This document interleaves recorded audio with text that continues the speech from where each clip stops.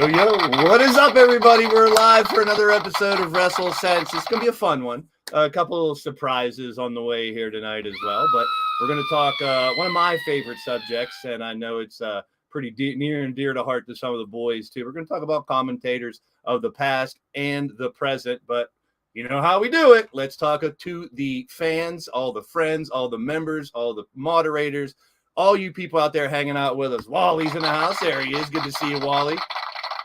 Tito's in here as well. Good to see you, Big Tito. Welcome in, welcome in. Count Z is here. Oh, we'll get to that, and you guys can fill out the poll we have up in the live chat right now with our controversial thing that's going down right now in professional wrestling. Juniper, thank you for being a member and supporting the channel. Count, thank you for being a member. Tito as well. Thank you guys for being a member, supporting the channel. I appreciate y'all. Well, who else we got here? Who else we got in the building? We got Juniper, Tito, Crushing Kelly. There she is. Welcome in. Thanks for being part of the show. I appreciate y'all. Kenzie's here. Good to see you, Kenzie. Welcome. Daniel Barry's in the building. There he is. I know he's waiting for football season. Yes, sirree. All the way down under. Andy Price on the other side of the planet. Always a pleasure, my friend. Always a pleasure. Colby, what's up, man? I haven't seen you in a minute. One of my friends from CE Sports, Colby Sports. Good to see you, my friend. Wild Matt Outlaw in the building, too. Oh, God, Monstar's here. Doc got a boner, I'm sure. What's your butt, buddy? Monstar's here. Oh, boy. They're going to give me shit. All right. Well, we're talking commentary, so I got my own little commentary team here. Check it out. Hey! Oh! I could resist. What's up, Ray and Doc in the building? Okay. Hi. Literally from the side there. Yeah, well, hey, he pays well. And we could not have the show without good old CJ. What is going on? Little sucked from the side. So I promised a little surprise, and Here's Mrs. all right.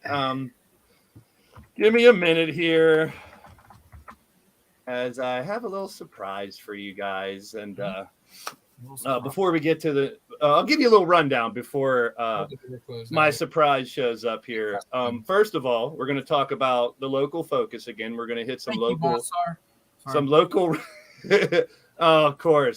wrestling. We're going to talk about first. We're going to talk about the week in review, and we'll talk about two different segments of commentators. We're going to talk about the greatest commentators of the past and ones of the present. So, gotta have a commentator here. We got Jock. Why not bring on surprise? It's church, baby. What is up? What is going on, guys? How is everyone? It's Tired. a callback to the original Real Deal. It is. My former compadre and the constant procrastinator of Doc's life. He's definitely the Bobby Heenan to my Gorilla Monsoon. So, for those who don't know, Church, Appreciate it. Back in the day, me and Ray got the pleasure to work with our friend Church, and Doc still gets the pleasure of working with him at the booth. So yes, before there was WrestleSense, there was the Real Deal Wrestling Show. We were actually on Real Radio before all this internet bullshit. On WMB. And Church was one of the founding members of that. We did every week for quite a few years. Yeah. And then when I started in RWA, the very first commentary team that I hired was I don't fucking know. This guy. It's a pleasure. I had to keep it a secret. I've been trying to get Church on here for months. But yes. Thursday nights aren't the best. And I bugged him a bunch, and he is like, you know what? 25th, I'm there. And I'm like, cool. We're actually talking about commentators. Love it. It works out perfect. We're going to talk our local focus first. Before we get into the week in review, we're going to wrap that all together. And we're going to wrap in the commentators in two segments as well. Just got to wrap it before you tap it. That's right. Let's make some sense of pro wrestling from the side.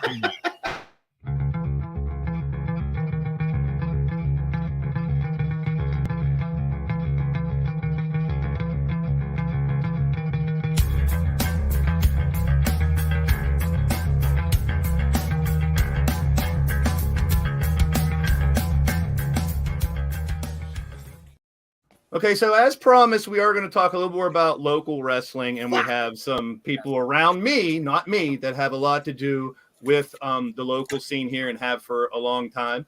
So we're going to get right to it. As part of making some sense of it, here's our local focus first, and we'll talk about the weekend review.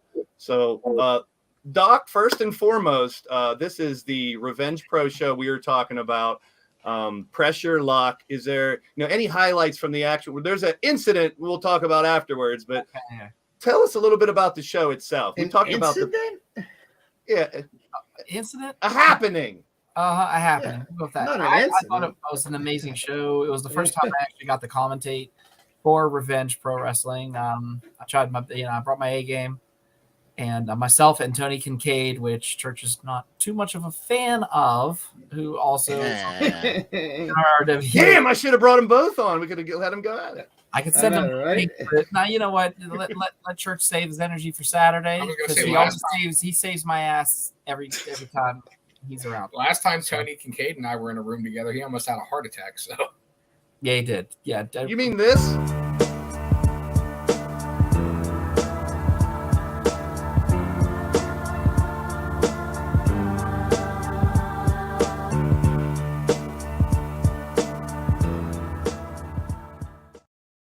With me and Rev. Violated in that picture. Oh my God, Tony's face is the best. I could have went back to this one, but we know he's watching. I'm at a black and white gala. So no, I am not watching. Dapper. So dapper. So dapper. Hey, you did look good. Does. Very good. Very good. Cleans up very well. Joe, I was nervous. You can ask CJ. I was nervous out of my mind because I think you both were, and I had to calm Tony down a little bit. So. We'll get at that. This is the deal. Yeah. Like I said, I mean, it was just really awesome to call the main event. It was an awesome tag team. Gannon Jones Jr., the metahuman Duke Davis. Those guys are so awesome, and it was kind of cool to catch up with Gannon because I worked with Gannon in VOW for a little while, and it was just, like I said, just to meet some of the guys that I got to I actually met John McChesney, who I used to love as a youngster being, watching the indies. So it was really cool. John's still doing his thing, man. And it was this is, for those who don't know, this is Erie, Pennsylvania. Yes, Erie, Pennsylvania, Yes, at the John McChesney. fabulous Avalon Hotel. The For Northwest. those of you who don't know, John McChesney has been a mainstay of Pittsburgh wrestling for the last 15 years. And he was has worked for WWE, has been crushed by Umaga. Yes. He was in the opening of Raw for like a couple years, I think. During the entire Nickelback Burn It Down thing, they had Umaga destroying him. Yeah. And we've both seen McChesney destroy many an alcohol supply of a small city.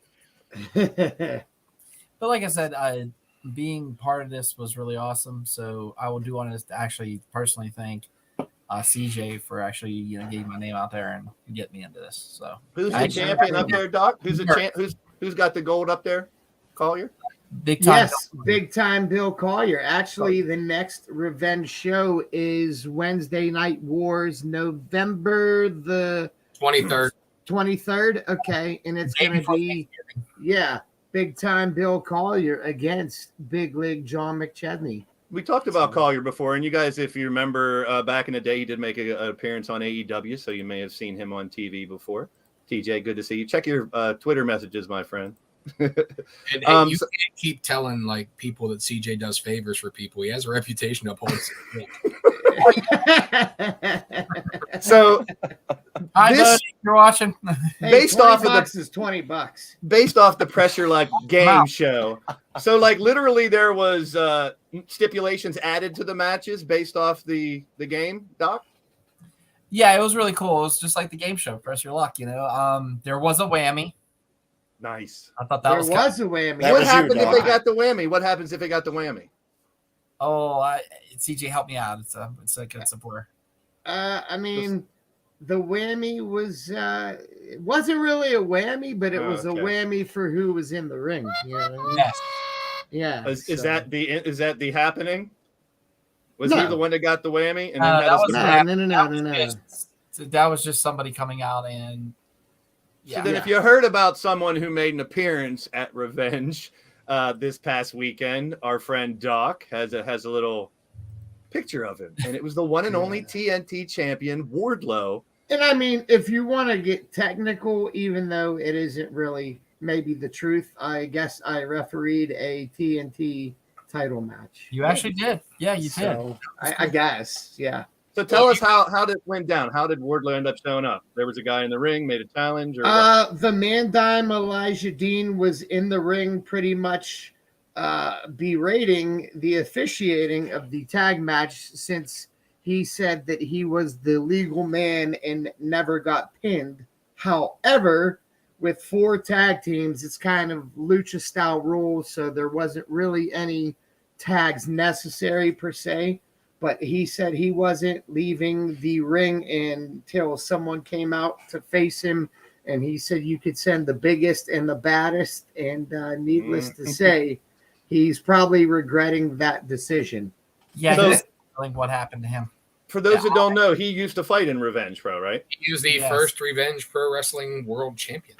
That is correct. 2PW Prospect Pro Wrestling Heavyweight Champion. Oh, really? Well, there you have No, Wardlow was never in... I meant Oh, okay. Revenge. I mean, Wardlow was the first Revenge champion. Yeah, that's it. Excuse me. So the crowd pop was pretty. It was wild. Fucking insane. Yes. Because I just asked Doc before it. I was like, "Did you know that this dude was even in the building? As a commentator, because his call was gold." CJ did really well because I walked backstage. He's like, "You gotta go." I'm like, "You can't be back here, dude." He's like, "Hold on, eat your pizza, hurry up." He's like, "What?" Pizza's like, "Are you done? Goodbye, bye." Yeah, I'm like, you can't be back here, dude. Yeah, I was like, I thought I was getting fired already. Well, you gotta. I mean, honestly, though, that was the best thing that could have happened for the product. I mean, having that natural reaction to a holy shit moment is awesome. Mm-hmm.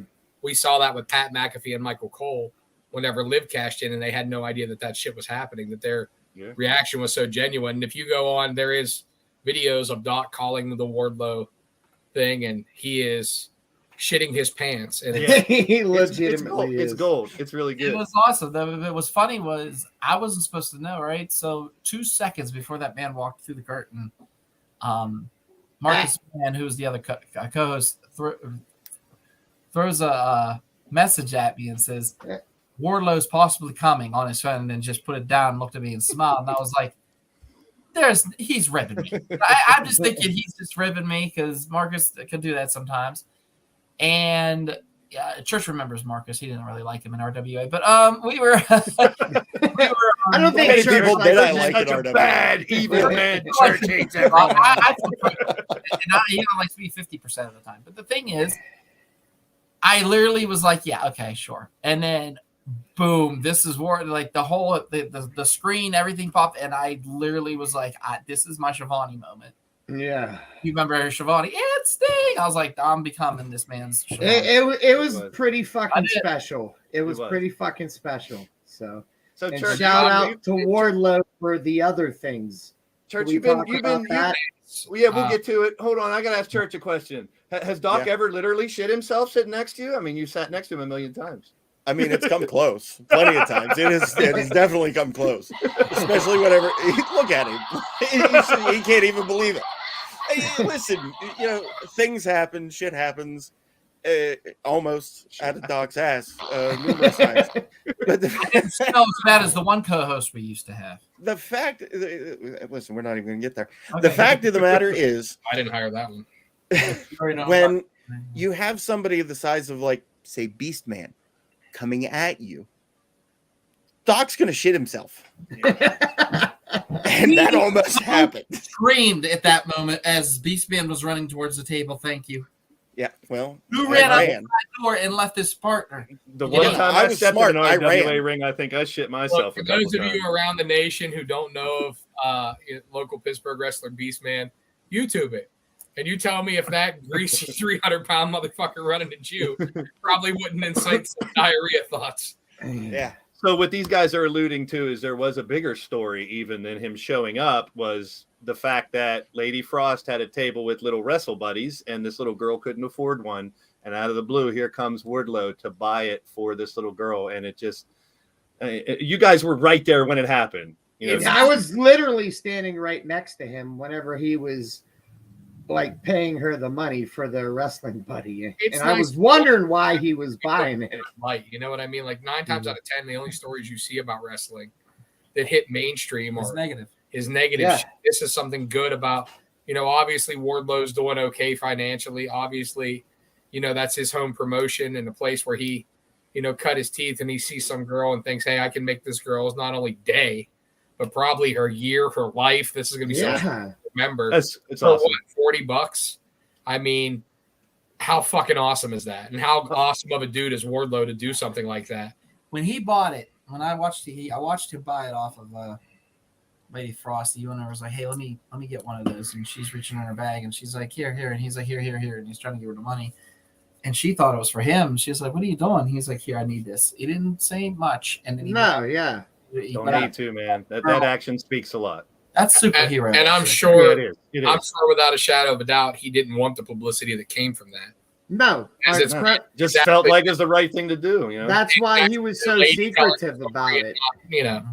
Well, it made a lot of news across the internet wrestling community, and nothing but praise for the guy stepping up and doing something he didn't need to do. And that's the type of dude he is. You hear stories about like all these people that, no one could say a bad thing about, and Wardlow is one of those people. Well, I can say a bad thing about this guy. Oh, Jesus, y'all like replace me with another fat guy. What the hell? I get skinny and y'all get fat. What the hell, man? Jeez. Doc and I like a Megazord. Jesus, like I got the Twin Towers in one. I got a church the size of a church. I got CJ who hasn't seen the Manus costume in a hell of a long time. Jesus, man. And Easy's not in his car. He's in a tunnel somewhere, it sounds like. No, I'm here. I'm making the donut. So somebody's got to make the donuts. It might as well be me. But I just wanted to come on and say hello. I heard the church was on. I had to harass and break his balls a little bit. you know, and He's is good what at it it. is. He can take it, I'm sure. I'll be No, right I can dish back. it out too. look, I come in and CJ leaves. You got to take a deuce. You know, it's that common. But everybody good. I hope everything's well. Hope you're back next week, and you know, just stay positive. I had a bad day today, but we'll chalk it up to another day. Yes, sir, my friend. Boston cream donuts. God damn it! Tomorrow's I just another made day. 24 of them. All right, guys. Bye. He's got go make the cream. Yeah, Yeah, don't say anything bad about him. He'll give you the Powerbomb Symphony. That's right. I watched that live. I actually called that. It was kind of cool. Queuing up the band, and then it was awesome doing it. So a little more of a local focus here coming up this Saturday. We have some people involved in this RWA Resurrection this Saturday at the West Newton Gym here in southwestern Pennsylvania. Anything notable to say about this one there, Doc? Besides, we mentioned it before about a month ago. Other than the Rock and Roll Express, but also Daniel Wees, the man of tomorrow, finally gets his third match. The series is 1-1 against our own Brian Johnson. And you can't say anything about this show without talking about you're going to have Chris Taylor, the returning Chris Taylor, who returned last month at RWA, teaming with the Rev Ron Hunt to take on RWA World Champion Ryan Edmonds and J-Rock in a tag match where the winner, if it is Rev or whether it is Chris Taylor, get a title shot. So big stakes with the Rock and Roll Express, with all that else going on. Make it out to West Newton. There may or may not be a Bruiser sighting. There may be a Blaze sighting as well. Off. Did anybody see Rev and Chris Taylor's promo in the mall? Yes, it was fucking. It was hilarious. I saw was that the one Century going to 3? the bar. What mall was that? They were in an empty mall. It looked like Century. Mall in Butler, Pennsylvania. Or no, wait, that was the Galleria in Johnstown. Okay, well, all the malls look like that now, but myself and Church are going to be. We've called Chris Taylor matches now for over a decade. And Chris Taylor and Rev, you and Church, back me up on this. They have had probably one of the most outstanding feuds between two people we have ever seen. Oh my God, yeah. I mean, the fact is that feud not only transcended RWA, but I mean, it spawned in other promotions and just focused its way over to RWA. I mean, it has gone on for years and years, and now that they're teaming together, it's one of those things where it's just like, is it fate? Is it kismet? Is it just good storytelling? The worst of enemies can become the best of friends, you know? True that. Yeah. You have saints and sinners with championship implications. Exactly. So basically the promo was Taylor and Ron Hunt in an empty mall talking about teaming together, and they walk into this store and there's a wrestling ring in there. So Rev's saying, look, we can train. He goes, I've been a wrestler for a long time. I can train. I got a different idea of training. And then they show them walking out of a bar, drunk as fuck, stumbling over themselves, and Taylor goes flat on his face to end the promo. Awesome? That's very Taylor funny. Guess who got a call at 2 a.m, a video chat call from both of them? Oh, geez. No, I'm sorry. Last call, 45. They decided at 1:45 a.m. to call me. Of course. I woke up to that. I had to babysit them via phone. I was prank called with a bunch of laughing around 1:30, and I had no idea who it was until the next day when I saw the video. And I was like, these motherfuckers. Yep. So I'm sorry I missed it if you guys said it. Who are those two fighting against? J-Rock, Daddy, and Ryan Edmonds. Yeah. Better give it up one time. Is J-Rock the champion right now still? No, it would be simply the best Ryan Edmonds. However, J-Rock has a belt that doesn't even count. But you know what? It's just. This has been said many times. J-Rock will do whatever the fuck he wants. Yeah. So who are the Rock and Roll Express working? Do you guys know or not? They have a match against the Sons of Liberty, which is HL Supreme, the artist formerly known as Super Hentai. Yes. And, of course, the War Machine, Dennis Gregory. I saw someone with a great sign in RWA. It said, Supreme, I love your tacos. What did it say? That's kind of like Pittsburgh wrestling royalty right there. My son's watching. Did it say, did the sign say, find butts in dudes' nuts? No. Hey, Jesse Jackhammer, good to see you, my friend. Welcome in. If you love RWA real quick, you want a good story about a sign? Church? Yes. Go. Oh, my God. Oh, I knew why. Why would you bring this up? Cheers. Go ahead. So, so let's be honest. Some people are not the brightest at times. Never. So, It is Western Pennsylvania too, so Pennsylvania. yeah. There was a little girl who had a sign. And when I say little, I'm saying what she would have been 10, 12, Doc, roughly around that time, somewhere in that ballpark. Half grammar. Go ahead. So there was a tag team of Gory and G Raver. And one of their taglines was they wanted to infect the world. Well, this girl decided she wanted to support that. So she made up a sign that said, infect the world. However, world was not spelled the way that you and I and everybody else in the world spells it. Instead, her sign said, infect the Wallard. WOLRD. I wish you didn't spell infect like a different word that could really make it. I thought you were going to say it was incest the world would have been worse. So here's the best part, though. Somebody went and asked her, hey, I like your sign. Did you have help making it? And she said, yep. My daddy double checked it and made sure it was good.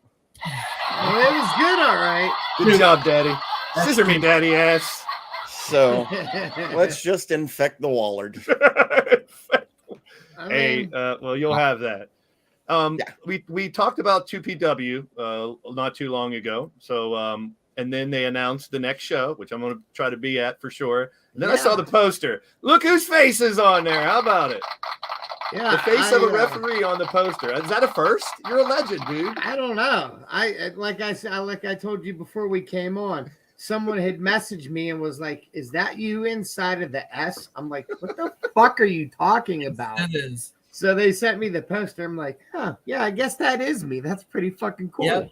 I didn't notice that until like today. Like the poster's been out for what, about 2-3 days now, and I was something like that. Yeah. I think you should just change your name to Side Sensation. There was a comment I was waiting to talk about. There was a comment. Where's that? Oh, Monstar. Because there is a Lego match coming up there, and they had a little Lego incident on NXT. I'd rather take thumbtacks than land on Legos. Straight up. I could agree with that. Actually. Yeah, I've never taken. Yeah, there you go. Quite a few. Hello, son. I hope you're listening. I stepped the Walmart. You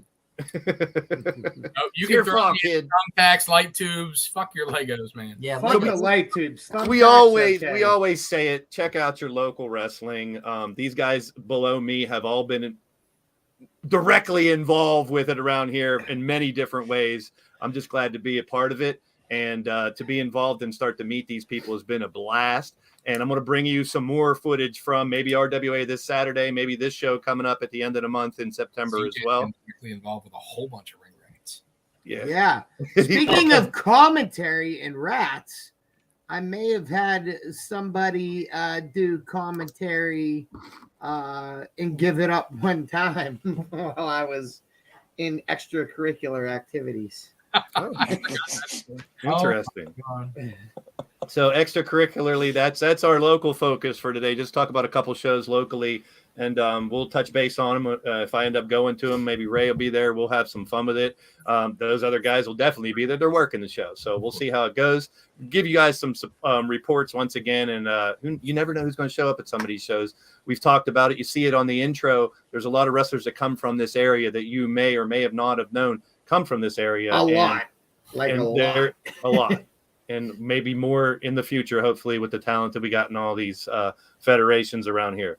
Let's get to it, Blaze. Stop wasting time. Let's talk about what everybody's bitching about. Well, we'll get to that. We're going to talk about. We're going to go a little bit chronological. I'm ready to do it fucking now. And let's do it. So we had some changes in the hierarchy of WWE. I thought this was great when he got hired. These pictures started going around of him trying to figure out how to work some of the machinery. So Shawn Michaels, we talked about that last week a little bit too with him in NXT, but there was more shaken up in the executives as these two kind of switched places, so to speak. It's kind of a career path of them taking each other's jobs. I mean, Right? old Yeah. Road Dogg song. With my Fired baby tonight. So what do you guys think about all this? Do you think it makes a difference? Is it definitely, Triple It's H just all written all over it? Team back. I mean, that's all it is. So Jeff Jarrett was released as the senior vice president of live events. I Road don't Dogg think he was released. I think he left on his own accord. They said he was No, released. I read released. And Road Dogg was brought in as the vice president of live events. I guess he's not a senior vice president, but still same position. And that's just Triple H putting his team around. I've heard that Ryan Katz, the former writer for NXT, is also back with the company. I heard Heyman is also now involved in the creative process. I heard Pritchard is still with the company for the moment. I hope in a he's creative gone. role. But, I mean, that's just Triple H bringing back his black and gold team. I mean, that's Road Dogg was heavily involved in that before he went up to SmackDown. Obviously, Ryan was the head writer for NXT during the black and gold era. Now he's back with the company. And we've obviously seen Triple H's stamp on the product right now with Gargano and Ciampa and Dexter Lumis. So it's all good for me. I mean, I'm excited about everything happening. But you're forgetting the big news that I saw earlier today. Vince McMahon went on a double date with John Cena. Oh, jeez. So, but we talked about Jared whenever the Ric Flair debacle happened last month, and we were all kind of said, "Boy, Jeff Jarrett looked fucking good." Yeah, I mean, he looked like he was in shape. He could still go. You guys think he gets back in the ring? He was Doc. the show. To be He honest, stole think the he gets- fucking show, and it was Ric Flair's last match. But when he come out, them fans were rap. They were booing him, and they even used the old TNA that doo-doo-doo-doo music, and it was awesome. Especially he's walking down, he looks at this dude and goes, "Yeah, fuck you!" And I'm like, Bodie, don't repeat that. to be honest, though, when GCW did that homecoming a few months ago, him and Effie going back, Jarrett worked this like desperado kind of old gunslinger the gimmick. last outlaw. Yeah, there you go. And it was fucking fantastic. It was. It looked It great. The was. match was great. The character was great. Jeff Jarrett is not a bad performer. He just needs to not try to run a fucking company. Yeah. So, do you guys think he's going to get back in the ring? I think him and Conrad are going to end up starting their own promotion. It's very possible. I did heard rumblings that Conrad wants to do a last fight again next year. Mhm. The two people that he asked already turned him down, though. But if he can find someone, why not? I mean, we talked about how fun the undercard was. Huh? Go ahead, do your last match. Yeah, give me a couple more months and I might be ready. CJ's I'm in the last match. process of fighting my last match against diabetes right now. Oh, geez. Me and Wolford fucking Brimley. All right, let's keep. Oh, Jesus.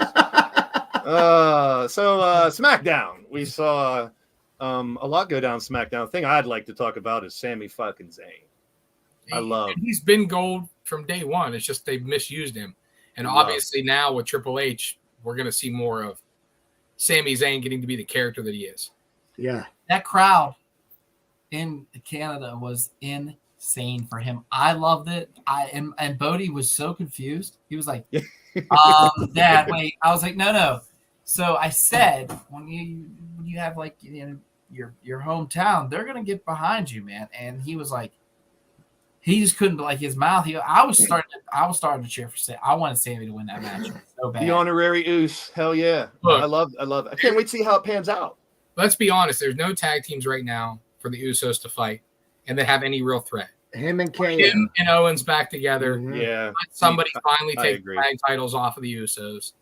The biggest thing that came out of SmackDown, though, excitement-wise for me, is we're getting fucking Gunther versus fucking Sheamus in a I'm going to beat the shit out of you match, and I cannot wait for it. Yeah, they're gonna hurt each other. Yeah. I wouldn't mind any of those guys winning that main event, but after Sheamus won, I was like, that makes a lot of sense. Those two big sons of bitches are going to beat the hell out of each other.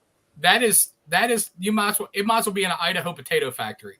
There's going to be shit thrown like fucking crazy in that match, and it's going to be entertaining as hell. Even Bodie said, Bodie was, this is gonna be stiff. Yeah. That's a good explanation. So next week, we're obviously going to be covering 3 big shows that are coming up next weekend. So we got a lot of previews to do for next weekend. And honestly, how about this? The Viking Raiders. Who do you guys think that's who everyone thinks it is? Logan. Yeah, it's Sarah Logan. Come on. Mrs. Ray Rowe, she takes Oh it. yeah, you could tell by the hair. Yeah. I think.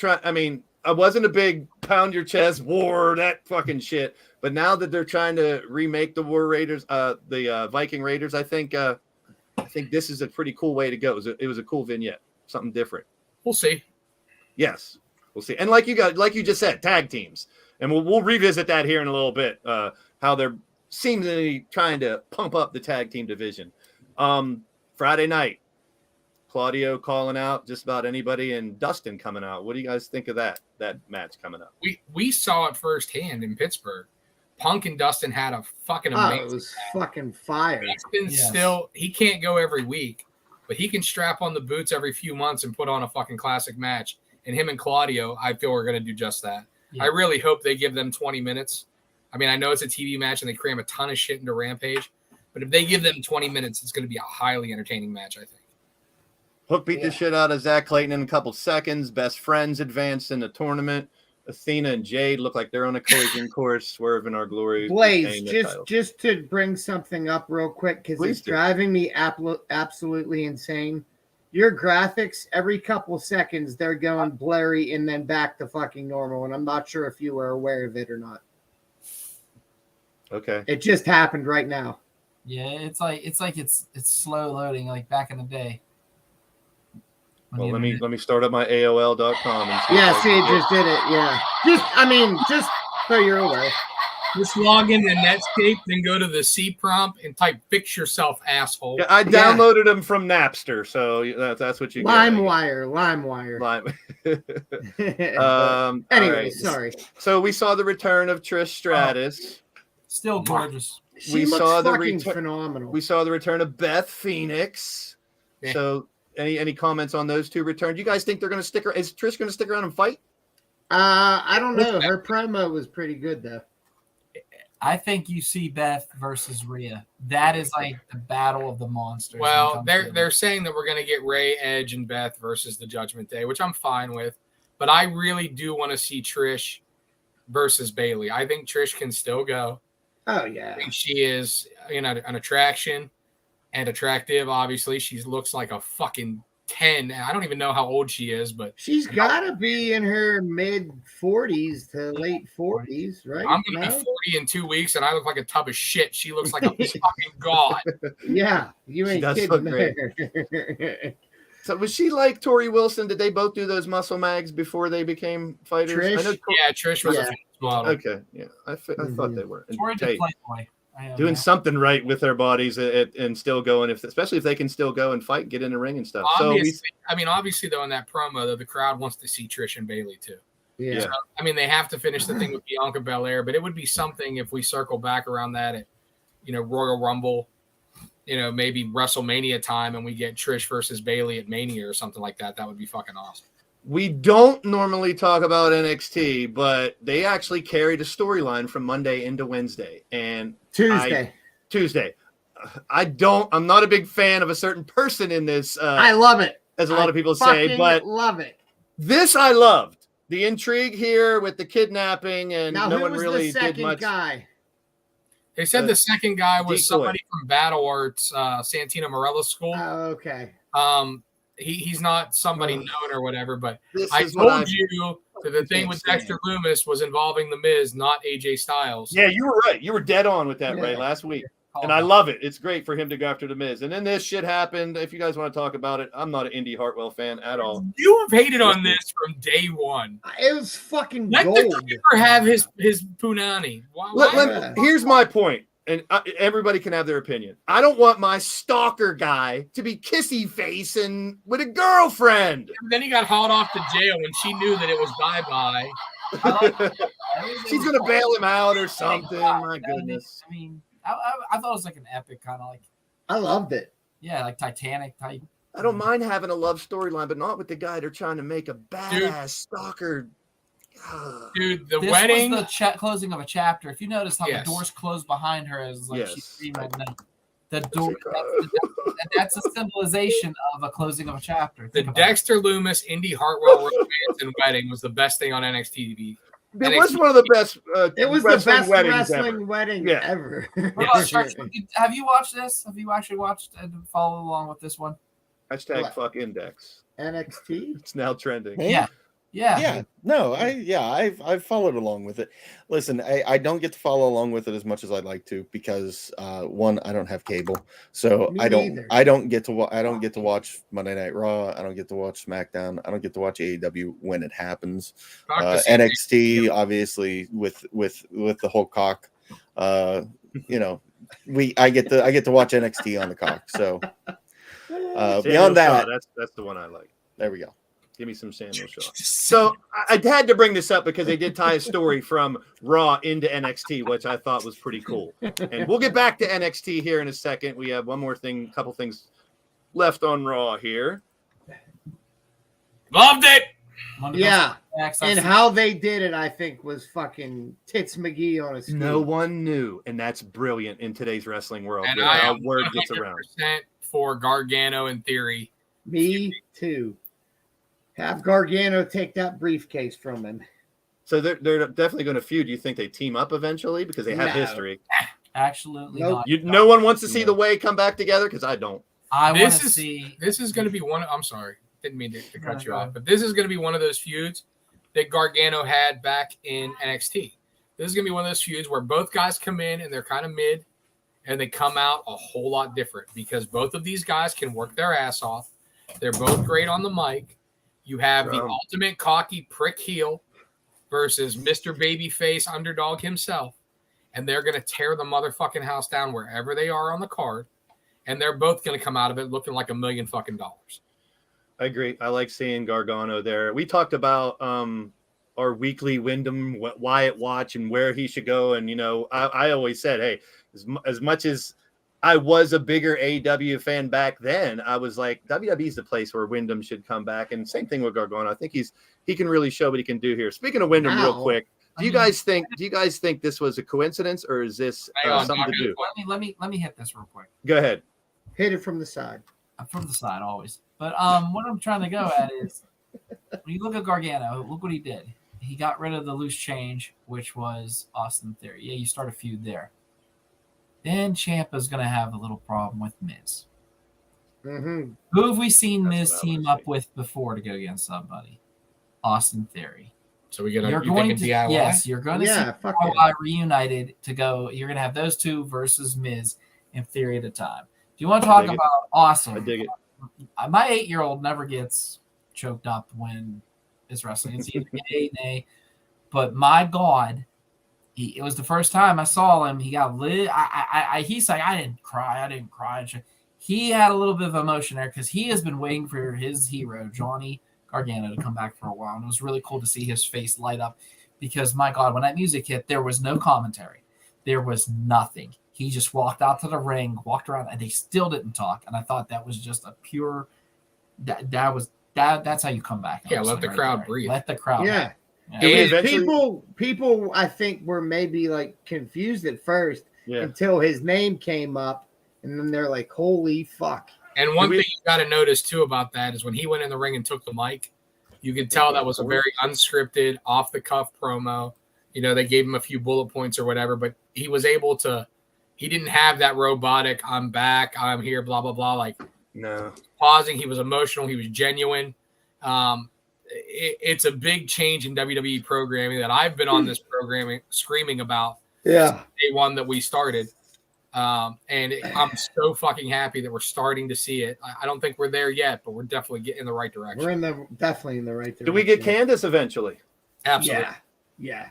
The women's division needs it. She's loving being mom right now. So yeah. In due time. Very good stuff. So what I was alluding to at the same time was the Wyatt. Last week they mentioned buzzards. This week Dolph said he got the whole world in his hands. Are these Easter eggs or just coincidence? I think so. I think they're Easter eggs. For sure they are. Actually, we talked about it being Dexter Lumis last week at the end of Raw during the Ziggler Fury match. We saw that hand reaching out behind the door. Yep. That hand had the motorcycle-esque glove with the holes in it that The Fiend and Bray Wyatt have both worn. We saw very, very minute. I missed that. But there has been sightings of his fucking puppets, like sitting on shit in the background. Not like where you could really see him. I mean, people are freezing this shit and blowing it way up. to see it. But there's little fucking hints popping up all over the place for Bray I Wyatt. love it. I love it. I hope I they keep haven't it up. seen none of that. Google it, you'll see it. That's good that some of them you can't pick up too, because that's what Easter eggs are all about. They shouldn't be in clear sight. So I love it. Let's keep teasing it until he comes back. I dig it. Moving on from Raw into, I told you we had to talk about a little bit more about NXT. Speaking of tag teams, now Legado looks like they're coming up. Love it. That's they another were saying tag at team. first that only Escobar was coming up, and now it looks like the entire faction, which for us, we have a personal friend and Fucking right. Zima. Joaquin Lyle, and we know him as Shima Zion. Shima Zion, baby. But it's awesome that they're coming up again. That gives us another athletic, great young tag team. And these guys work fantastic as a group. Escobar, whether it was back in Lucha Underground when he was, I don't even remember his name, but he plays a perfect shit heel. You know what I mean? He plays a perfect cocky heel, and I'm all for it. Again, we need this kind of blood. They've ran their course in NXT. We need new blood on the main roster. We need new feuds, and Triple H is just fucking pumping this shit in. I say you make him face, to be honest. El Fantasma. Yeah. Yeah, I Googled that motherfucking shit. So what? I know. I say you bring them up as faces and not heels. Put them against Hit Row. Let them battle. Two new tag teams. Shit, bro. All right, now unification of championships. They talked about last week. We talked about NXT UK going away, NXT Europe coming. So why waste the talent they got there? They released most of them, but they're using Tyler Bate to go against Braun, and they're using Satomura as well as former Bea Priestley, Blair Davenport now. And they signed the contracts at the end of the show. I thought this was something different that we don't normally see. I liked it. What did you guys think? Did you guys get to watch NXT? I haven't been, but I'm glad I watched it. Because I fast forwarded through it because I couldn't sit through the whole show. Just again, we have so much wrestling to watch. Yeah, but I do like this. I mean, it makes sense. It closes the chapter. They're saying it's going to be anywhere from 1 year to 3 years before NXT Europe opens up. So I'm all for them unifying the titles instead of just poof, they disappear. Yeah. And Tyler Bates is awesome. Mm-hmm. I'm sure they're going to bring some of that UK talent to the USA. I'm sure there's some of that talent that doesn't want to move across the pond. Sure. But unification matches, even if this is the only of them for the time being, closes the door on it and gives you something like we haven't seen Braun Breaker be a first-time match. It's going to be a big match because they're players. Granted in their own ponds, but still. It's going to be entertaining for sure. They teased the tag team versus the UK tag team match, but not for Worlds Collide. I think it's for the week after or something. They said they were going to fight. So it looks like you're going to unify all the belts. They're having visa issues with the UK tag team champions from what I heard. So we'll see. They were on the show. I don't know if it was a pre-tape thing, but they were on the show just to show off the belts. And the other team was the Creed brothers was sure, we'll fight. I think they're doing a 6-man match first or something. But NXT was notable this week. Go figure. Oh, yeah. Go figure. And we'll see how that goes. So, all right, the elephant in the room.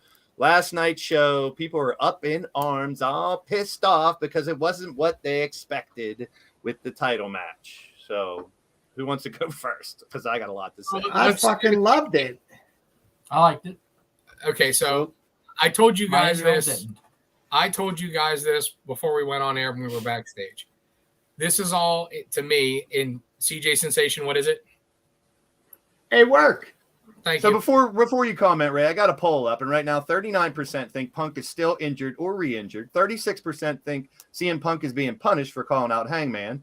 18% say it's all a work, he's coming back heel, and 7% say Punk is pissed and wants out of AEW. I disagree with every one of those.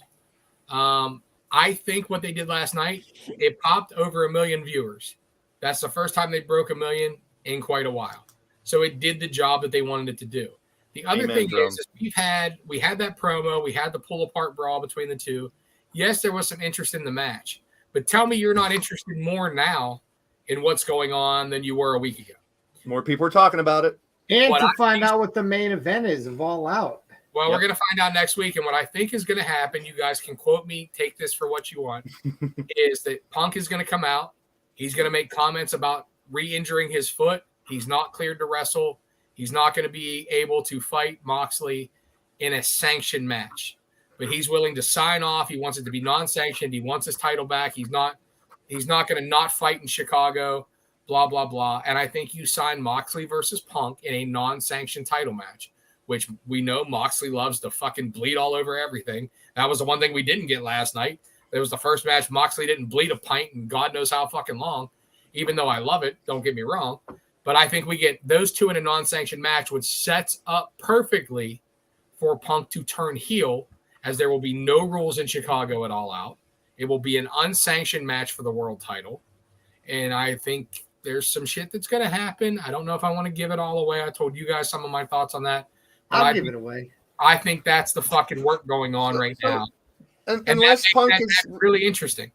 Unless Punk is still legit kind of hurt and he couldn't go for the pay-per-view and they made a decision, let's do something else for the pay-per-view. I like being wrong.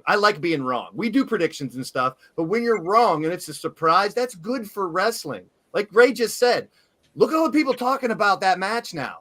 Most people, there's a lot of people it's polarizing. People are either like, wow, never expected that. But people were bitching about a 3-minute world title fight and it wasn't the main event. The main event was proven why it was the main event. Yeah, it shouldn't have been the main event. They made one small mistake last night with it. If you listen to Excalibur's commentary, he stated many times, this is a 60-minute time limit. They could take up the whole hour. That's why this match is going right now, blah, blah, blah. I wish they would have went into a little more detail. I wish even Justin Roberts, when ring announcing it, would have said that this is a 60-minute time limit match or TV time remaining, blah, blah, blah. And then I wish on commentary they would have said, if the world title match goes too long and we don't get to the 6-man tag, we're going to do it on YouTube or we're going to do it on Rampage or whatever, making you believe that this could be a 60-minute match. Because, again, at the top of the hour when that match started, you're like, yeah, I was.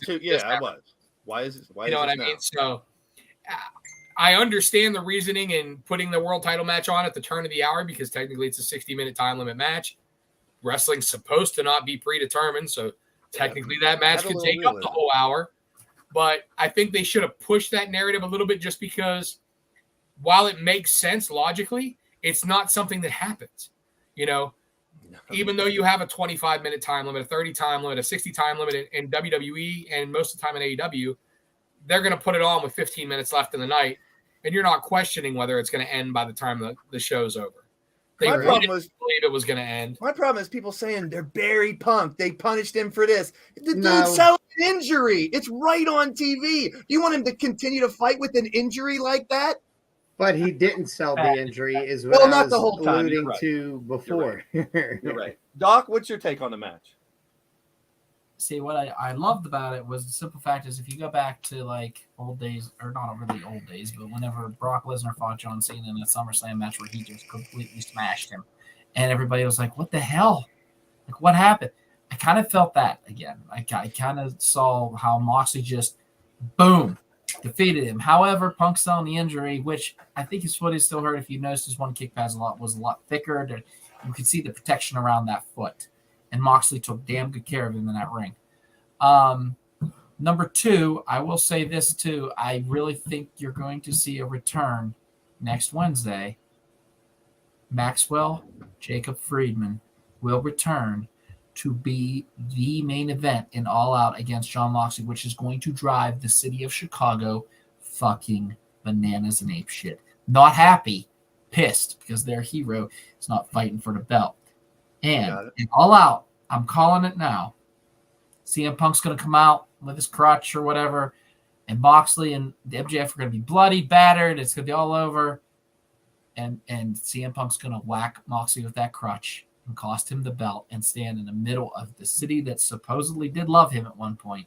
I love it. With MJF, and you're going to see like an NWO style. Shit's going to be hitting the ring, and children are going to be crying. Crying kids are so good for pro wrestling, though. In Chicago. You're right there, but you're a little wrong. Punk works the match. MJF shows up at All Out.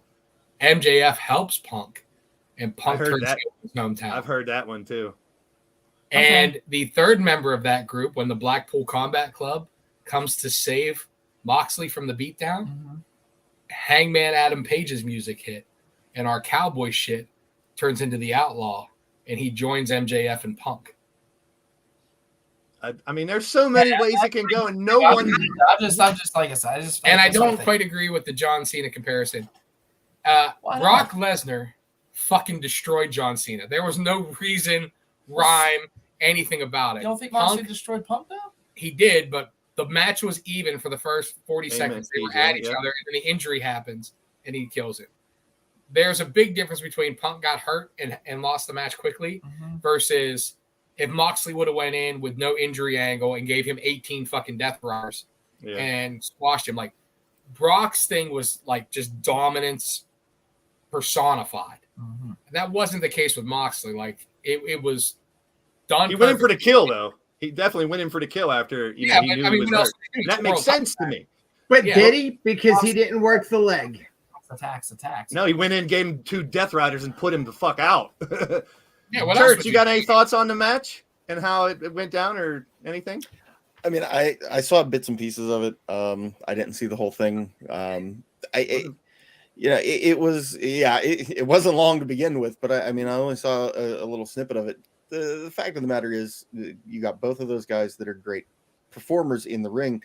So, telling a story, not telling a story, selling it, not selling it, it is what it is.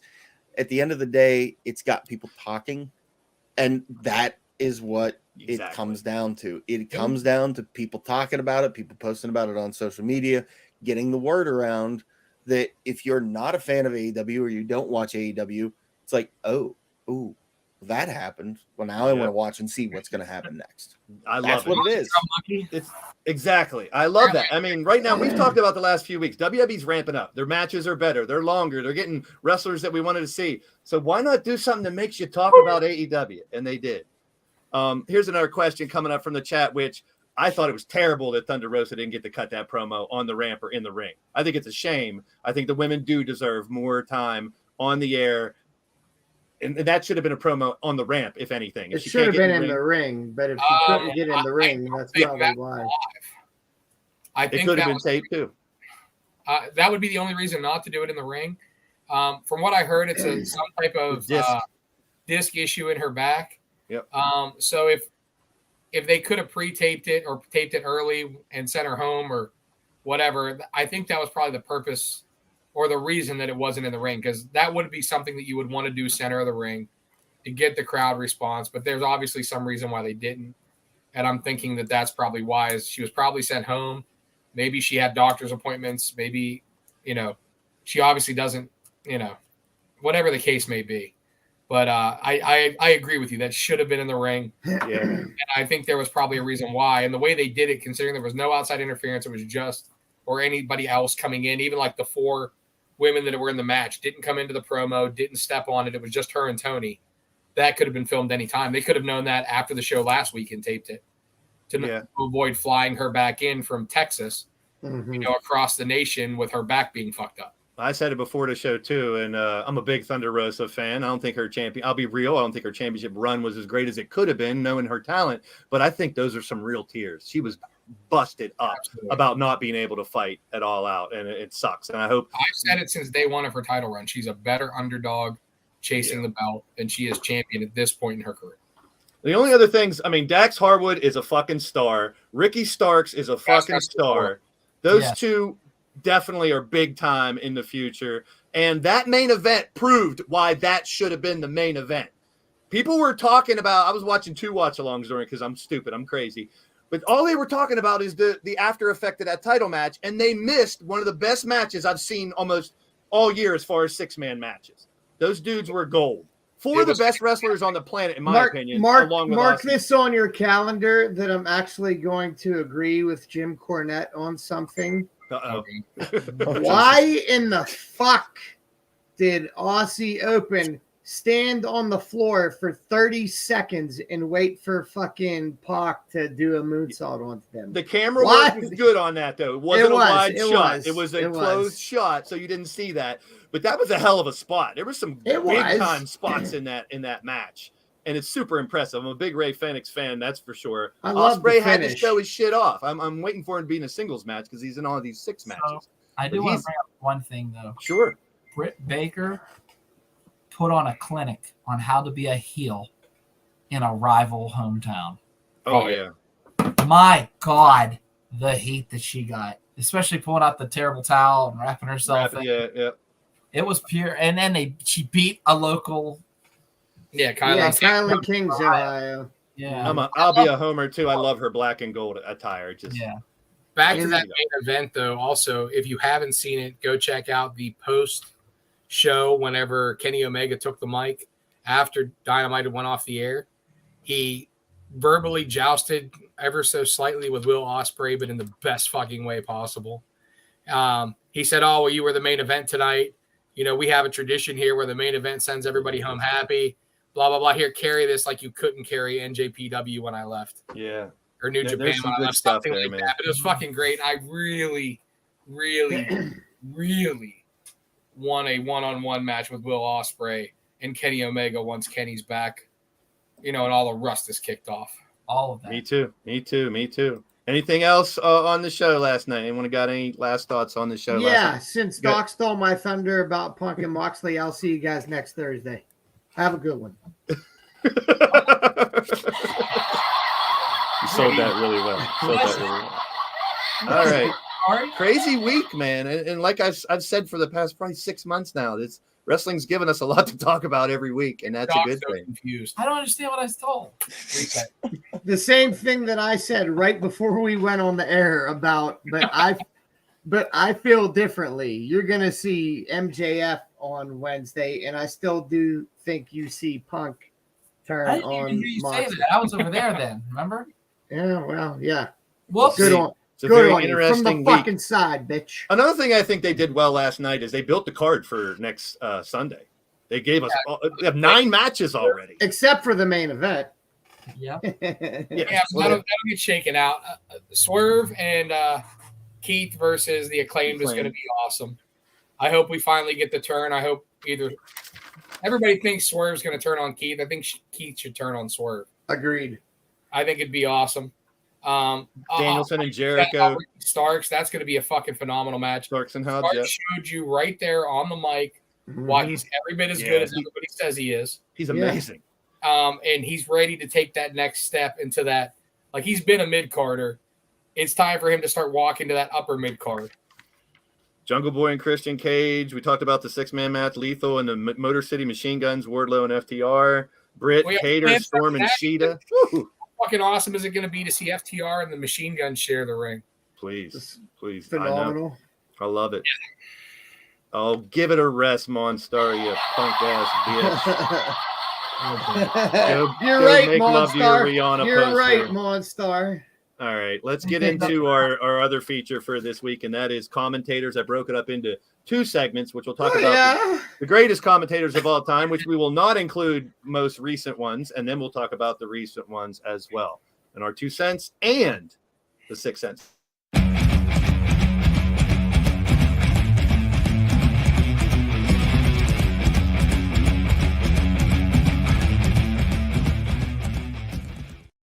Fair warning, don't get mad at me. These are just shit that I looked up off the internet.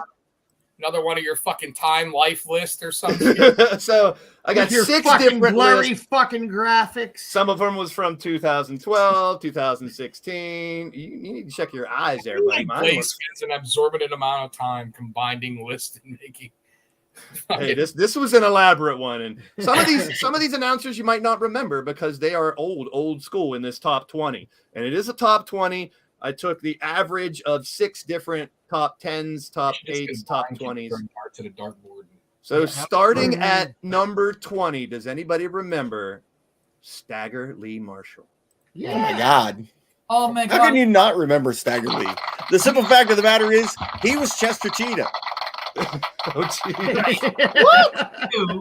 Do you remember all those commercials where it's just a picture of him going, and it was like, hey, Lee Marshall down here at Pensacola, Florida. He was always in Pensacola, Florida. Yes. What the fuck is in Pensacola, Florida? He is apparently. AWA from back in the day. I mean, that's look at that mustache. You got a WCW as well. Stagger Lee Marshall, a classic. One of us for RWA has to grow one.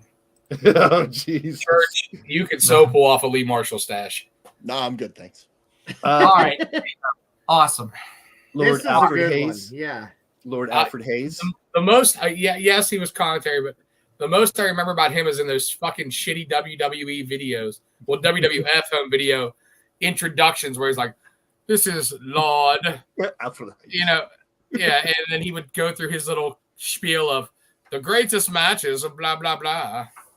There was Him a and guy Shawn named were another like British announcer.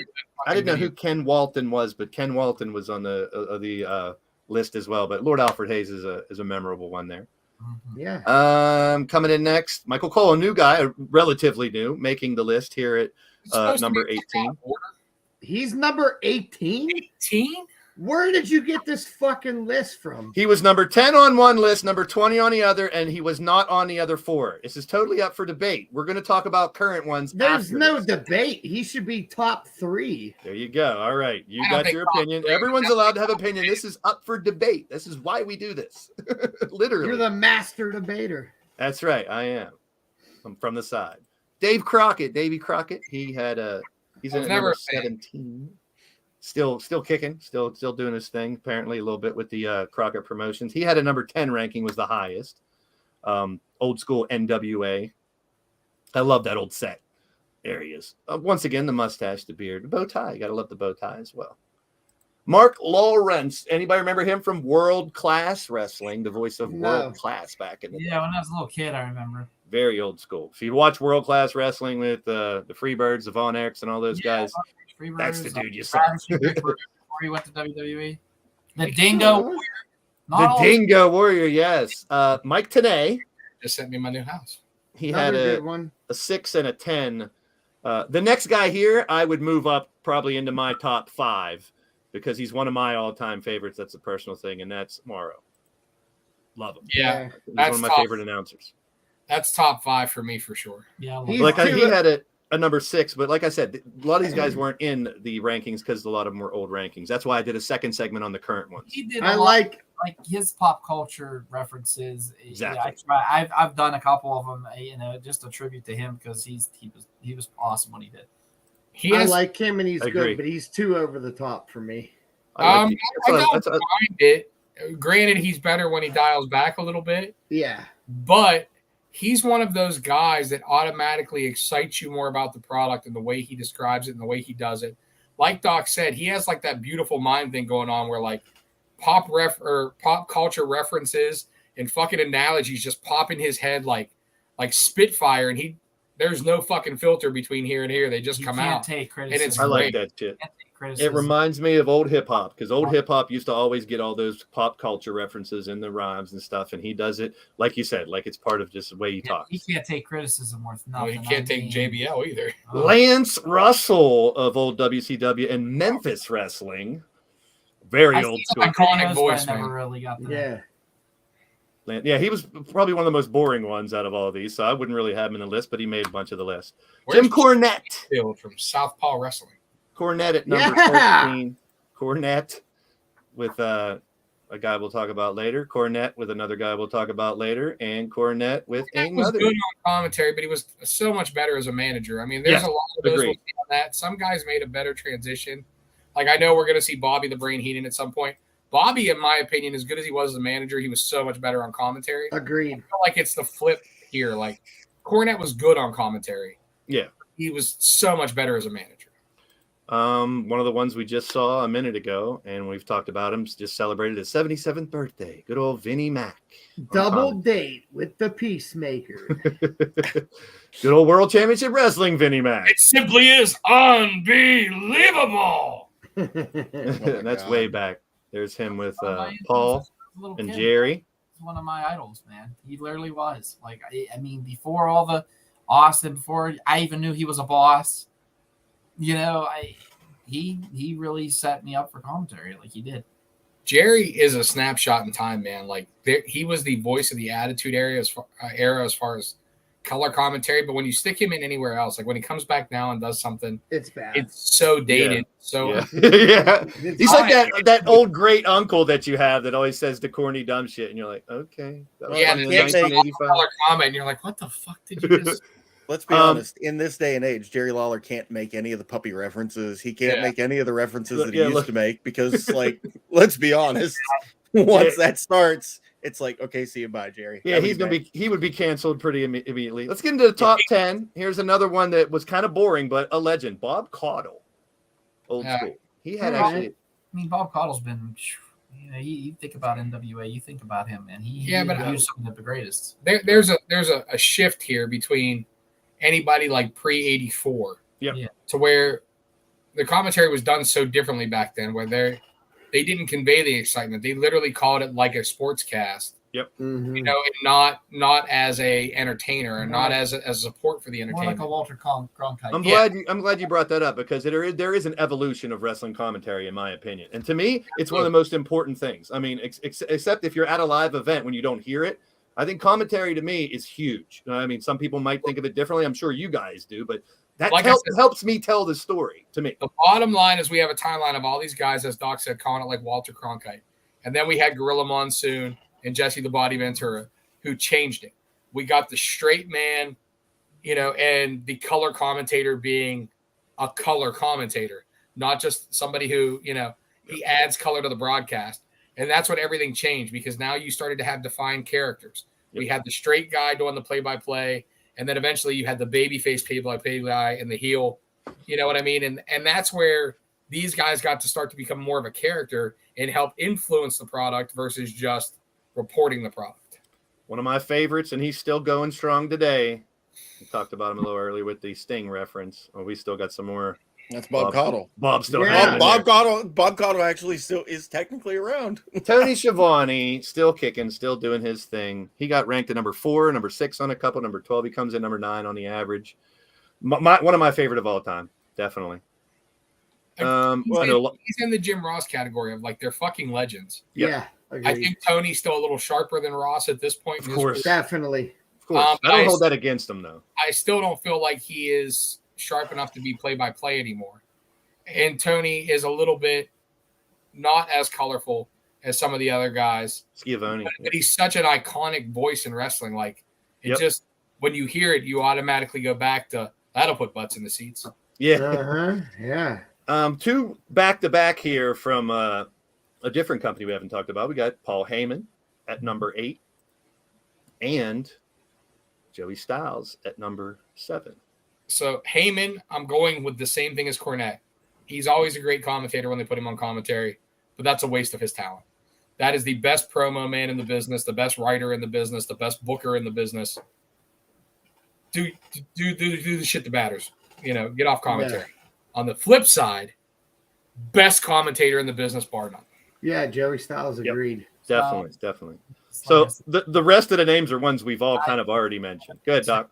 Please, Scott. Okay, so Joey Styles. I'll say it once. There's always life when you're a little kid after your idols, and after Vince McMahon was Joey Styles. Joey Styles was why I wanted to do this. 110%, especially the day when there was a pay-per-view, and he did it. The first pay-per-view at ECW by his damn self, and it was phenomenal. I've never in my life heard somebody do a single commentary like I've heard people do commentary by themselves, but my God, that night when ECW hit pay-per-view, he called that shit amazing. And dude, he almost played 2 characters. Like, it was almost like he was calling on himself. I mean, one minute he's, you know, fucking advocating for the heels, the next minute he's fucking shocked by what they're doing. I mean, I don't give a shit what anybody says. Yes, his snippet of time in the business was unfortunately not as long. Like, we didn't get 25 years like we have of Michael Cole or Jim Ross. But if you want to talk about a firework in the fucking business, King Rail, fucking went straight to the top, shined bright, and changed the way commentary was done. Joey fucking Styles, for me, I not that I disrespect anybody else on the list, but number 1 with a fucking bullet. He was the best storyteller and the best character. The way he made you feel what the fuck was going on and changing, and the way he pervaded the emotion, bar none the best. What's he doing now? Anyone? We're not wrestling. It's not wrestling. He's out of wrestling entirely. Then all the big names we have been talking about. Jerry Lawler at number 6. We touched base on him a few times because everyone's been calling matches with him. There's him and JR. I think of Church when I see him. I see Jerry the King Lawler just a little bit, because Church does the damn it to hell, and like he has his. I mean, I don't know, Church. You could stop me if you want, but you honestly like some of the stuff, like some of the bad, the heel women in our RWA. She's a whore. Like, if you think about it, could you say some of that's a little bit Lawler influence? Oh, but I mean, listen, I took a good amount of my influence from Bobby Heenan. That's what I was going to say. There was a little bit of Jerry Lawler thrown in there, but at the same you got time, with Jesse too. Well, yeah, I did a little bit of Jesse, I will say as well. But you had like obviously the Bobby Heenan character didn't work for me. It worked for Bobby. Didn't work for me. So I had to tweak it to the best of my abilities. And so you add this and you add that and you bring in little pieces here and there. That's what I did. It works. I still do it on occasion, not as much as I used to, but. What I will say about it is this: a long time ago, a worker referred to Church as a hybrid of asshole, and what he meant by that, he meant like Heenan. That is a fucking amazing. It's a good analogy. Good analogy. Look, this is a straight shoot. Whenever RWA started, and I took power in RWA in my position, and we needed a commentary team. There, at that point in time, was probably 4 local commentary teams. Some of which who have went on to great success, called Ring of Honor, and everything that we were talking to and about bringing in. I knew without a shadow of a doubt what I wanted and who I wanted. Actually, Church and I called the very first RWA show while I was doing double duty. Doc wasn't available, so I had to pull double duty that night.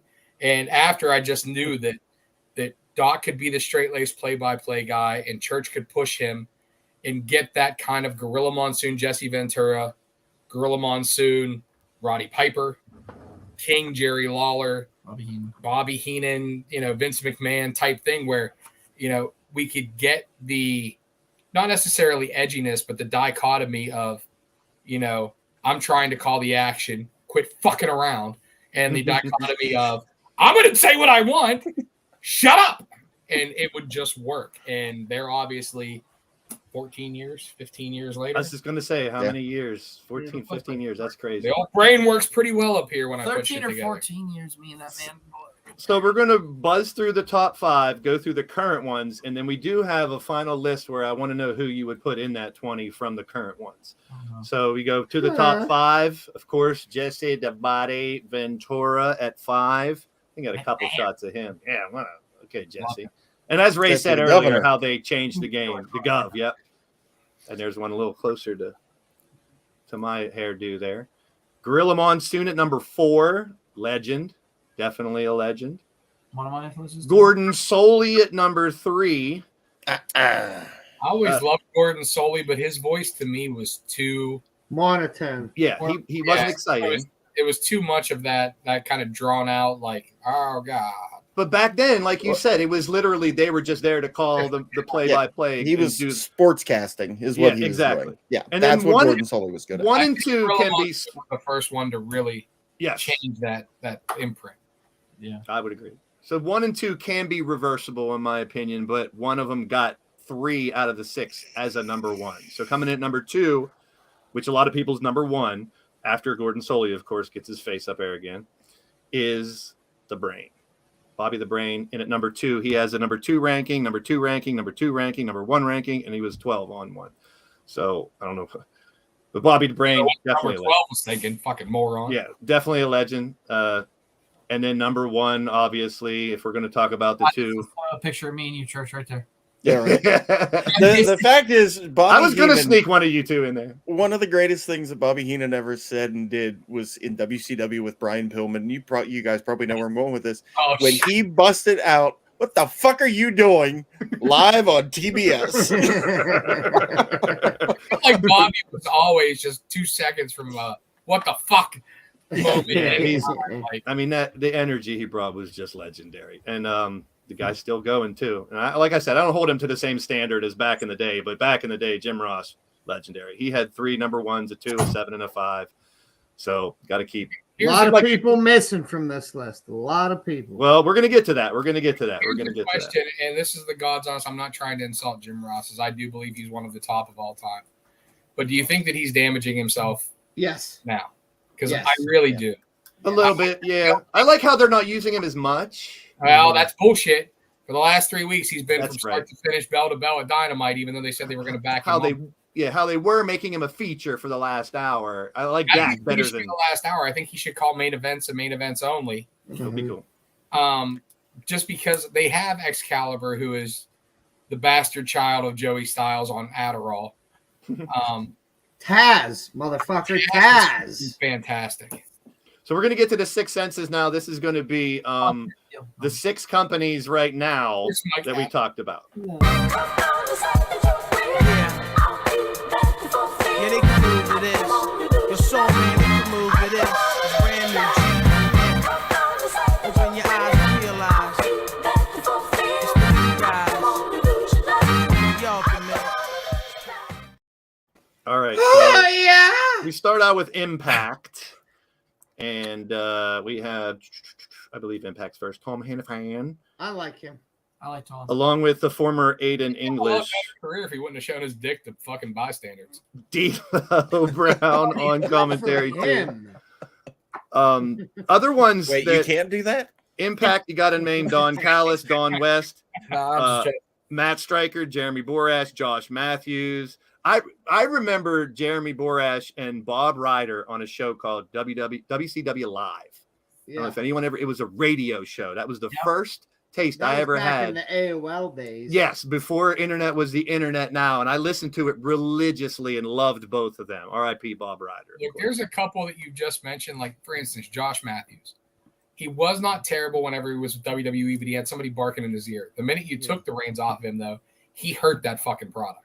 Yeah. Impact was unwatchable with Josh Matthews on commentary. He's fucking terrible. Like it literally made the show worse. Honestly, it was almost as bad. He wasn't on this list for good reason, but Don West used to make the show God, man, fucking he's- terrible until the last like 6 months of his commentary career. He went heel.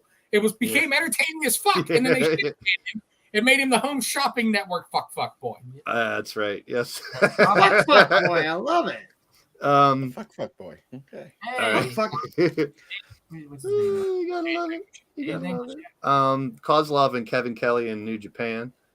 Other ones over. He's an underrated gem, man. Yeah, he is. He's very fucking good at what he does. Except that picture. Kevin Kelly. Like, if you look Yes. at that face, Yeah. it's like, and you, Yeah, doesn't make for a sense. moment You there, know what it looks like that from that picture. What face he's making? An O face. Oh yeah. Oh jeez. it was at that moment Kevin Kelly realized it wasn't just a fart.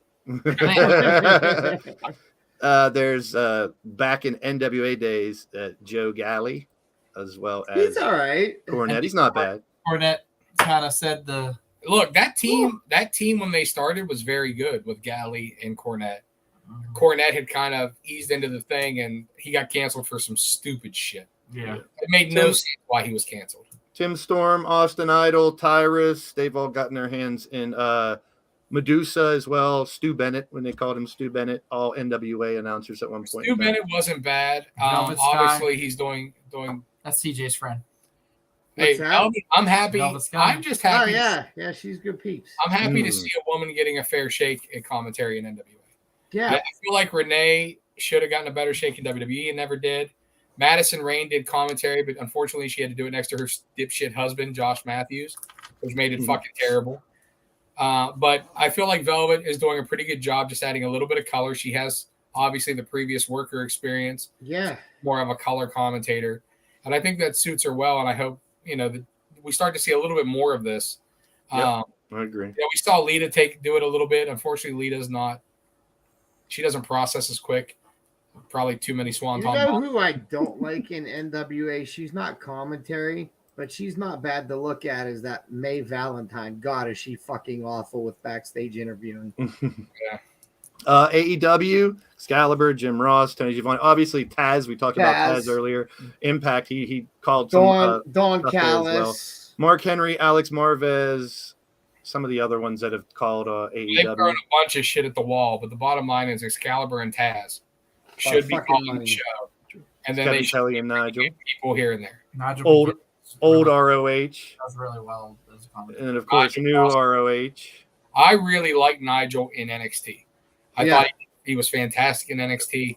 I thought they kind of fucked up with the UK closing down, though, because he did go home. Maybe they'll talk him back into coming back. Caprice Coleman, great guy. Got Caprice. to meet, actually have dinner with him. Really good dude. He's not bad on commentary either, but I feel like he's better in the ring. Agreed. And he's ask that man how old he is, and then prepare to shit your pants. Yeah. Because you'll never fucking believe it. Yeah, he is. He's older. He is older. There's Wade Barrett, I think NXT. Derek Brown is calling. Yeah. I'm afraid I've got some bad news. I wish he'd go back to the ring though. My God, he was awesome. This was the head the lineup a while back. Pretty interesting how it's evolved. Marseille. And it's evolved into what we have here in Raw. I'll tell you what, for Jimmy Smith being I like him. For admittedly though not being a lifetime wrestling fan, he does a great job. He does. Yeah. You know, he's not. Oh, you better get your chat bots on the adult dating site. We don't talk about him here. And there's SmackDown, of course, Michael Cole and Pat McAfee. McAfee's the fucking man, plain and most simple. entertaining commentary team currently. Yes. So now this is what I waited for. I want your opinions and you guys in the chat as well. Here's our final little list. There's our top 20 that we had. And then there are a slew of honorable mentions, including ones that shouldn't be on that list. And Oh ones my that probably... God, Mike Adamley, eat a bag of dicks. I tried to cram in as many as I could. So we will start. We'll start with Jess Harvey. Oh yeah, it was Jess. Doc, I'm gonna start with you, Doc. Is there any that you would move from that non-list into the top 20? I'd rewrite the whole fucking list. My God, I would actually pick 3. Oh, pick top 3. Pick 3 that you'd move into that top 20, no matter where in the top 20. But okay, Excalibur. Because there's probably McAfee. 7 or 8 that I would move over there at this point. Yeah, I was gonna say there's more than McAfee. Like I said, McAfee. I said Excalibur, and I'm gonna go one more. I'm gonna give it to my boy, Corey Graves. There you go. Piper was actually 21 if I had the list. He was listed on a couple of these as well. What about you, Church? You got any that you definitely would move over into the top 20 of all time from today's? Oh, wow. Yeah, I mean, I'm looking at this list, and it's, I'm running through all of these names, and I'm running through the commentary in my head of these people, and it's just like, holy cow. I see some emissions. Well, yeah. Listen, as bad as he was at times, he's the one that kicked off Nitro. I got to throw Bischoff in there. Yeah. He wasn't terrible. He wasn't great, but he wasn't terrible. Yep. So I mean, I got to throw Bischoff in there. Listen, as a quote unquote old school heel, I absolutely love Roddy Piper on commentary, just losing his ever loving mind over some of the smallest things, and like Undertaker's debut, Survivor Series. You have him going, look at the size of that ham hock.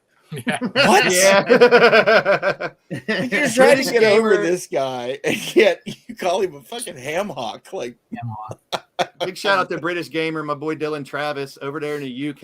It's like what, 4 a.m? He's there in the honorable mention list, but let's not forget how great fucking Randy Savage was when called into commentary. Yes, and then he was in the 25. He was in one the of top the 25. greatest talkers of all time, and one of the most entertaining commentators of all time. Not on the list. It's Dusty fucking Rhodes, baby. Oh, Dusty, yeah, Dusty. I do want to throw somebody that is not on that list at all in there. Training here, please. No, I'm saying like I'm trying to. JBL. Oh, JBL. Wow. Yes, good. Okay.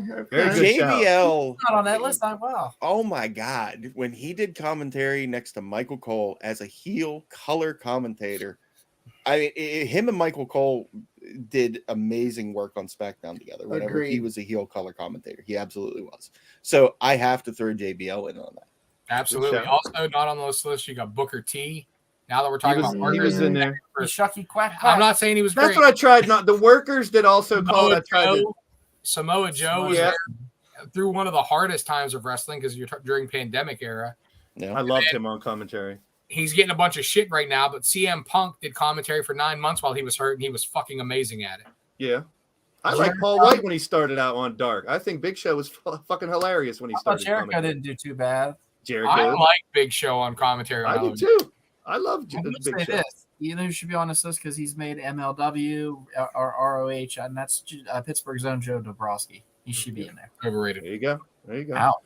Yeah. CJ, you got any thoughts with the ones from the Reds partner for a while? You put on Taz, McAfee, and Graves should be on that list. Yep, definitely. Earned it within the last 5, 6, 7 years. Definitely. I'll throw them in there for sure. Yeah. That's about it. Unless you guys got any other thing. I had to throw Mark Madden in there too for shits and giggles. Yeah. No. Jesus. Best looking big man on color commentary. There you go. Yeah, I like the Big Show on commentary. Well, that's our little look back at, and it's supposed to be a flawed thing, so we can debate it. We can talk about what we would do, what we wouldn't do. But one last thing to talk about at the end of the day. Actually, you said Church doesn't know this, but I have some of my pet peeves. If you know people that say these words, they say it a lot. At the end of the day is one of them. To tell the truth or not going to lie. Doc's a big not going to lie guy. I've heard him say that a bunch, but or you normally lie? I don't know. So this is what we do. He does all the time. For our final segment at the end of the day.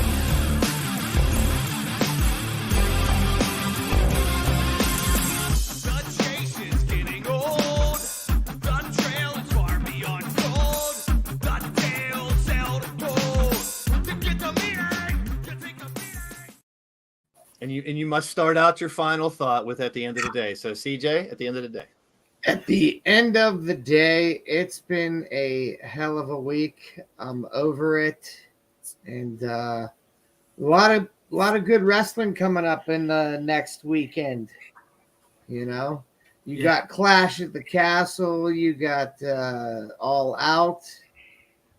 So and even NXT's World Collides should be a pretty decent right. show. That's man. Saturday too, I think. Sunday at 4 is Worlds Collide. Then at 7 would be All Out, and Clash at the Castle is early on Saturday, I believe. What are you bitches over there scheming on? It's just him being funny. Kiss Church's forehead. No way! I know you're going down. From the side. I gotta get back.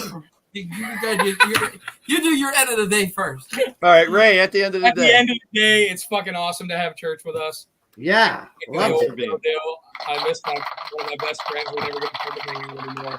And I get to share a screen, a microphone, dinner, and maybe some sweet, sweet loving with my best friend. Reach around. Who's the big spoon? Who's the little spoon? Obviously, motherfucker. There's a lot of love in the room. At the end of the day, I'll say this. You look at these commentary teams, you look at everything, you look at like what they've been through over the years. Honest to God, 14 years, they've had a hell of a ride. And we're going to keep going until the wheels or whatever falls off. But there would not be a Doc without Church. Bottom line, no ands and buts about it. Without Church, there would not be me. So, Church, let's not make this the only time you ever join the show. Church, glad to have you. I'm glad you could finally make it. Church, at the end of the day, my friend. Yeah, listen, at the end of the day,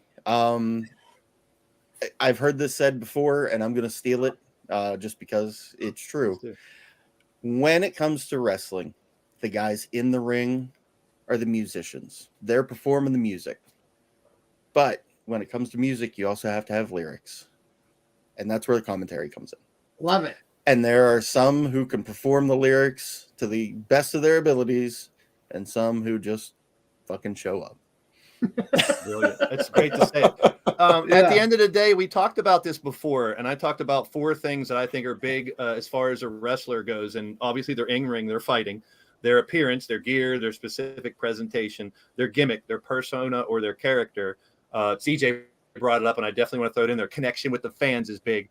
But number 5, I got to throw in commentary as being so important to pro wrestling to me. And that's why, I mean, when you watch it, how many times have we talked in the last 4 or 5 weeks that, man, this happened, but I'm so glad the commentary picked up on and explained it a little more. Hey, without commentary, it's 2 oiled up guys in leotards rolling around in a ring. It's still fun. Well, that's it for this week. Next week, we got a lot. Happy 16th birthday to my daughter today, too. Yes, happy Yeah. birthday, Allie. Happy birthday. Happy birthday to me about 4 days ago. I'm old. 49, you Yeah. young pussy. Happy birthday. That's You right. young- Blake, you young- we not to announce it.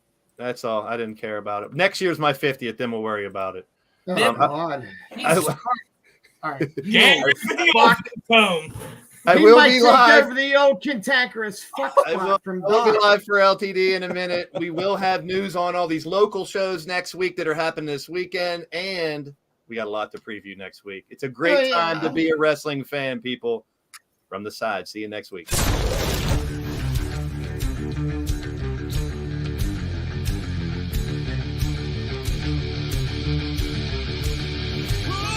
Oh, one last thing. Don't be an analyst. Watch wrestling and have fun. Everyone that's out there. That's why. Fucking live still? Yes. Yeah, we'll everyone start out there live. is giving shit about what's happening. You can't just go back. Don't overthink it. Watch wrestling and enjoy it, you pussies. Don't be a dick.